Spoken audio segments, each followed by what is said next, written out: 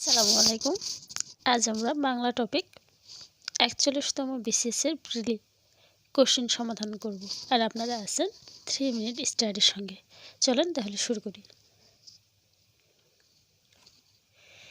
বিধবার প্রেম নিয়ে রচিত উপন্যাস কোনটি?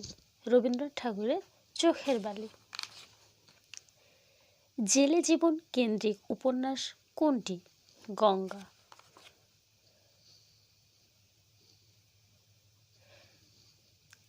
ডিঙি ঢেলে বের করতে হবে কোন ধরনের বাক্যের উদাহরণ? ভাববাচ্য। বাংলা সাহিত্যে কালো কোট নামে পরিচিত কোন লেখক? সমরেশ বসু। পরাণের গহীন ভেতর কাব্যের কবি কে? সৈয়দ শামসুল হক। এবার আমার একটি বিচিত্র অভিজ্ঞতা হলো এ বাক্যে কোন ধরনের? নির্দেশনাত্মক।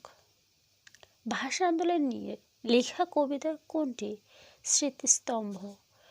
ধ্বনিতত্ত্ব ও শব্দতত্ত্বকে বাক্যে যথাযথভাবে ব্যবহার করার বিধানের নামই বাক্যতত্ত্ব। কোন বানানটি শুদ্ধ? মনোকষ্ট।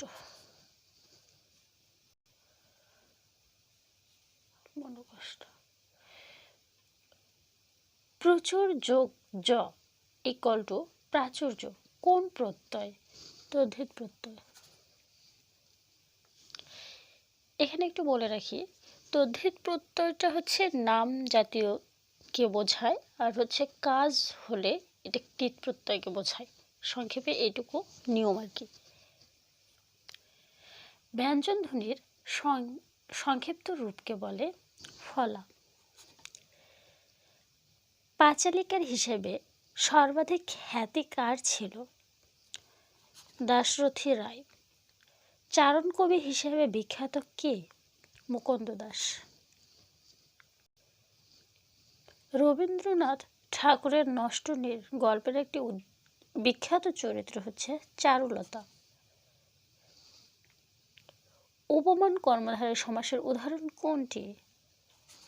শশব্যস্ত। অপনিহিতের উদাহরণ কোনটি? আজি আইজ। কুশিতজীবী বলতে কাদের বোঝায়? সুদখোর। অভাব অর্থে ব্যবহৃত হয়েছে কোন উপসর্গটি? আলনি। বাংলা ভাষায় প্রথম অভিধান সংকলন করেন কে? রামচন্দ্র বিদ্যাবাগীশ। সবচেয়ে কম বয়সে কোন লেখক বাংলা একাডেমি পুরস্কার পান? সৈয়দ শামসুল হক। সবকিছু নষ্টদের অধিকারে যাবে গ্রন্থটির রচয়িতা কে? হুমায়ুন আজাদ। 1971 সালে ঢাকা বিশ্ববিদ্যালয়ের ছাত্র মৃত্যুর প্রতিবাদে কোন উপাচার্য পদত্যাগ করেছিলেন? বিচারপতি আবু সাইদ চৌধুরী। মুক্তিযুদ্ধ ভিত্তিক নাটক কোনটি? কি চাই শঙ্খচিল। তেভাগা আন্দোলন কেন্দ্রিক উপন্যাস কোনটি? নারাই। কাজী নজরুল ইসলামের মোট 5টি গ্রন্থ বিভিন্ন সময়ে ব্রিটিশ উপনিবেশিক সরকার বাজেয়াপ্ত করে। কোন বইটি প্রথম বাজেয়াপ্ত হয়? যুববাণী। তারাশঙ্কর বন্দ্যোপাধ্যায় বাংলাদেশের মুক্তিযুদ্ধ চলাকালীন এই মুক্তিযুদ্ধ নিয়ে উপন্যাস রচনা করেছেন, যা 1972 সালে প্রকাশিত হয়। উপন্যাসটির নাম কি? 1971। সমত্ব শব্দটির উৎপত্তি কোন শব্দ থেকে? সমর্থ। নিঃশ্বাসের স্বল্পতম প্রয়াসে উচ্চারিত ধ্বনি বা ধ্বনিগুলোকে কি বলে? অক্ষর। ইংরেজি ভাষায় জীবনানন্দ দাশের উপর গ্রন্থ লিখেছেন কে? Clinton B Shelley. বাবা ছেলের দীর্ঘায়ু কামনা করলেন, এই পরোক্ষ উক্তির প্রত্যক্ষ রূপ হবে বাবা ছেলেকে বললেন তুমি দীর্ঘজীবী হও। গ্রাম বার্তা প্রকাশিকা পত্রিকাটি কোন স্থান থেকে প্রকাশিত? কুষ্টিয়ার নোয়াখালী।